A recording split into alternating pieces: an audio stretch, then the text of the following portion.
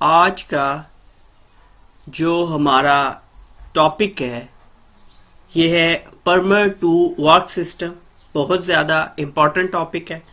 Practically field में जब भी आपको कभी कोई भी वर्क प्लेस पे एक्टिविटी परफॉर्म करनी है तो उसके लिए आपको एक परमिट टू वर्क रिक्वायर्ड होगा।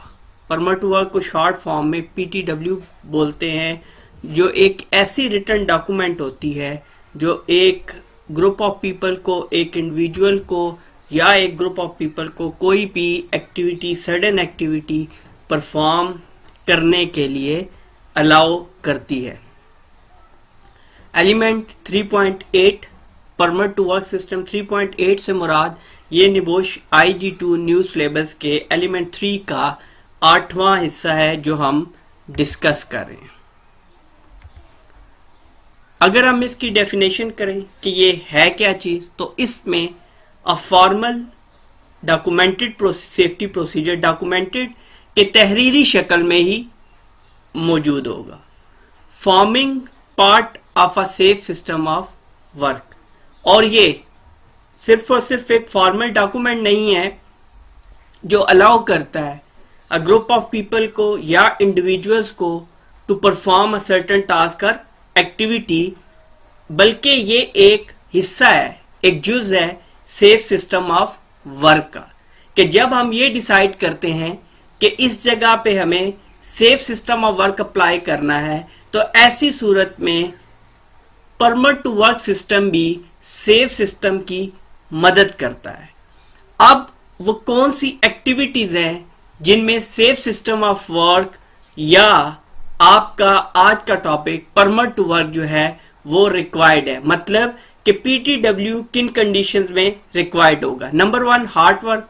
हार्ड वर्क से मुराद कोई भी ऐसा काम जिसमें नेकेड फ्लेम यूज होगा। नेकेड फ्लेम के शोला दिखाई दे रहा है वाज़े तौर पर और वो आग लगने का सबब बन सकता है। हाई वोल्टेज इलेक्ट्रिकल सिस्टम, बड़ी बड़ी जो आपकी ट्रांसमिशन लाइंस जा रही होती हैं, इनके अगर अंडर आप काम कर रहे हैं। कन्फाइंड स्पेस एंट्री, जिसके बारे में हमने पहले डिस्कस किया, अगर आप उसमें दाखिल हो रहे हैं तो आपके पास PTW का होना लाजमी है। ऑपरेशनल पाइपलाइंस, जिसमें आपकी वो वाटर लाइंस हो सकती हैं, वो आपकी ऑयल एंड गैस लाइंस हो सकती हैं, और बाकी इस तरह के मटेरियल को कैरी करने के लिए जो भी पाइपलाइन सिस्टम यूटिलाइज होगा।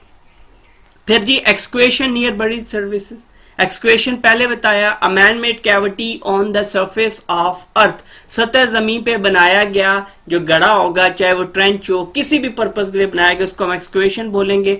यहाँ पे नियर बरीड सर्विसेज में इशू क्या है कि फॉर एग्जांपल आप खुदाई कर रहे हैं एक ऐसी जगह पे जहाँ पे अंडरग्राउंड सर्विसेज, वाटर जा रहा है या आपकी पावर लाइन्स जा रही हैं या इसी तरह की और सप्लाई लाइंस अगर गुजर रही हैं, तो ऐसी सूरत में आपको परमिट टू वर्क लाजमन रिक्वायर्ड होगा।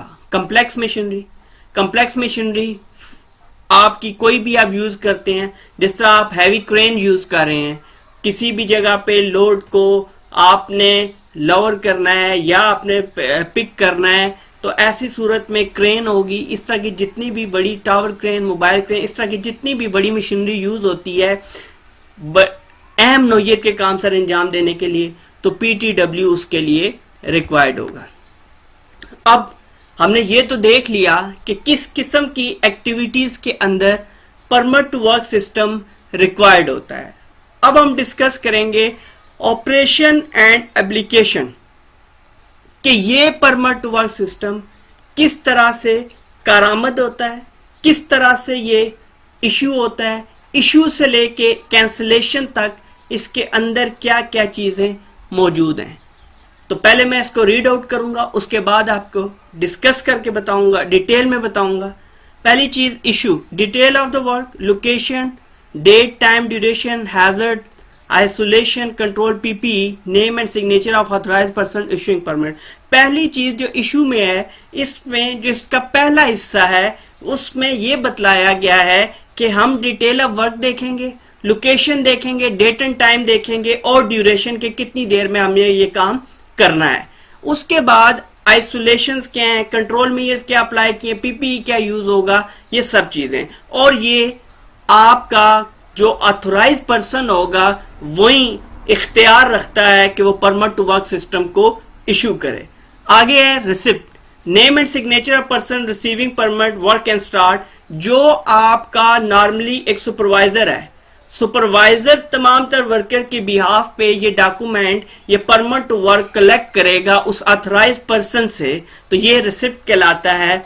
उसके बाद clearance, return to service, permit sign back to confirm workers are finish, मतलब कि आप काम करने के बाद वही सुपरवाइजर इस परमिट टू वर्क को वापस कर देगा उस ऑथराइज पर्सन को कि एक्टिविटी जो है वो कंप्लीट हो चुकी है और अब इसकी हमें मजीद जरूरत नहीं है। कैंसिलेशन कैसे होगी? Permit sign to accept area back under normal operation. तो कैंसिलेशन में जो ऑथराइज पर्सन है वो परमिट टू वर्क को कैंसिल करेगा और उस वर्क प्लेस को क्लियर कर देगा जो उस एक्टिविटी की वजह से आपका माइट बी अंडर ऑब्जर्वेशन हो सकता था, या उस एरिया को बैरिकेड किया गया था, या उस एरिया को आइसोलेट किया गया था। Last one, extension. Extension is technically not the part of application, not the part of operation. Extension हमें उस टाइम रिक्वायर्ड होती है जब हमें काम को बढ़ावा देना है या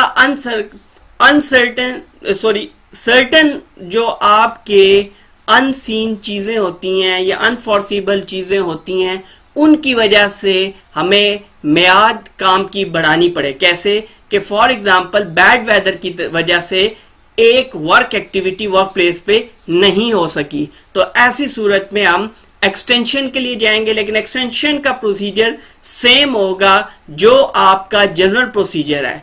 इसमें बात यह है कि इशू आपका ऑथराइज पर्सन करेगा, रिसिप्ट सुपरवाइजर करेगा और क्लियरेंस आपका सुपरवाइजर या कंसर्न पर्सन करेगा जिसने वो रिसीव किया, और कैंसिलेशन आपका ऑथराइज पर्सन करेगा। पहले चार पार्ट जो हैं वो आपके पहली चार चीजें जो हैं वो section of permit to work हैं, वो एप्लीकेशन में ऑपरेशन में section of permit to work है। फिफ्थ पार्ट जो एक्सटेंशन है उसको हम इस परमिट टू वर्क सिस्टम का डायरेक्टली सेक्शन डिक्लेयर नहीं कर सकते क्योंकि इसके बगैर भी परमिट टू वर्क सिस्टम जो है वो कंप्लीट हो जाता है। नीबोश के इस अहम टॉपिक के साथ अब तक इतना ही। इसके अगले टॉपिक इमरजेंसी प्रोसीजर्स के साथ बहुत जल्द आपकी खिदमत में हाजिर होंगे। तब तक के लिए अल्लाह हाफिज।